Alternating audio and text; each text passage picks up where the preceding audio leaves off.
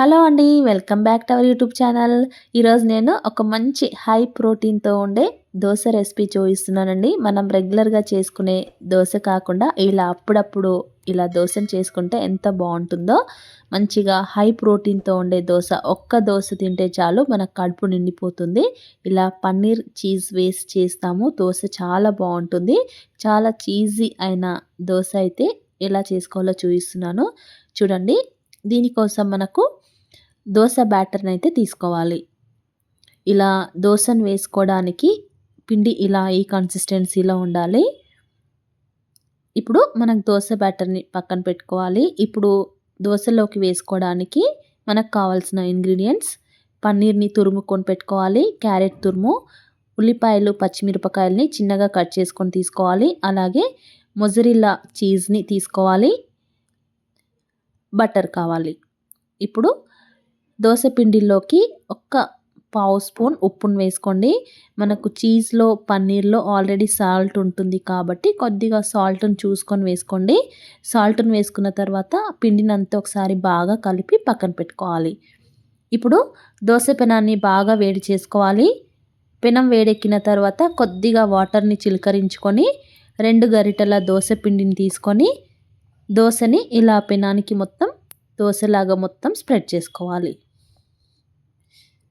ఇలా దోసను వేసుకున్న తర్వాత ఇప్పుడు మంటని లో ఫ్లేమ్‌లో పెట్టుకోవాలి.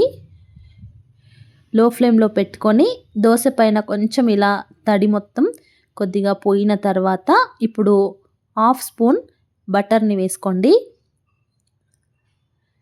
బటర్‌ని ఇలా దోసకి మొత్తం స్ప్రెడ్ చేసుకోవాలి. ఇప్పుడు దీనిపైన పావు స్పూన్ కారపొడిని వేసుకొని ఈ కారాన్ని కూడా దోసకంతా అంటే విధంగా దోసకి మొత్తం స్ప్రెడ్ చేసుకోవాలి. ఇప్పుడు దీనిపైన చీజ్‌ని వేసుకోవాలి. చీజ్ మనకు కావాల్సినంత వేసుకోవచ్చు. నేను ఇక్కడ మొజరెల్లా చీజ్‌ని వాడుతున్నాను. మీరు చీజ్ స్లైసెస్ ఉంటే అవైనా కట్ చేసుకొని వేసుకోండి. ఇప్పుడు దీనిపైన మనం తురిమి పెట్టుకున్న పన్నీర్‌ని కూడా వేసుకోవాలి. ఇలా పన్నీర్‌ని కూడా వేసుకున్న తర్వాత చిన్నగా కట్ చేసి పెట్టుకున్న ఉల్లిపాయ ముక్కలు, అలాగే తురిమి పెట్టుకున్న క్యారెట్‌ని కూడా వేసుకోవాలి. ఇక్కడ మీరు వేరే వెజిటేబుల్స్ ఏవైనా యాడ్ చేసుకోవచ్చు. అలాగే ఒక్క పచ్చిమిరపకాయని చిన్న ముక్కలుగా కట్ చేసుకొని వేసుకోవాలి. ఇప్పుడు మంటని హై ఫ్లేమ్‌లో పెట్టి దోసని మంచిగా కాల్చుకోవాలి. మనం పైన వెజిటేబుల్స్ అన్నీ వేసుకున్నాం కాబట్టి దోసని రెండో వైపున తిప్పుకోకుండా ఒక్క వైపే కాల్చుకోవాలి. ఇలా మంచిగా కాలిన తర్వాత ఇలా స్లోగా ఫోల్డ్ చేసుకోవాలి. ఇప్పుడు ఈ దోసని ఒక ప్లేట్‌లోకి వేసుకొని సర్వ్ చేసుకోవాలి. చూడండి దోస ఎంత కలర్‌ఫుల్‌గా ఉందో. ఈ దోసని పల్లీ చట్నీతో తింటే ఇంకా టేస్ట్ చాలా బావుంటుంది. ఒక్క దోస తింటే చాలండి కడుపు నిండిపోతుంది.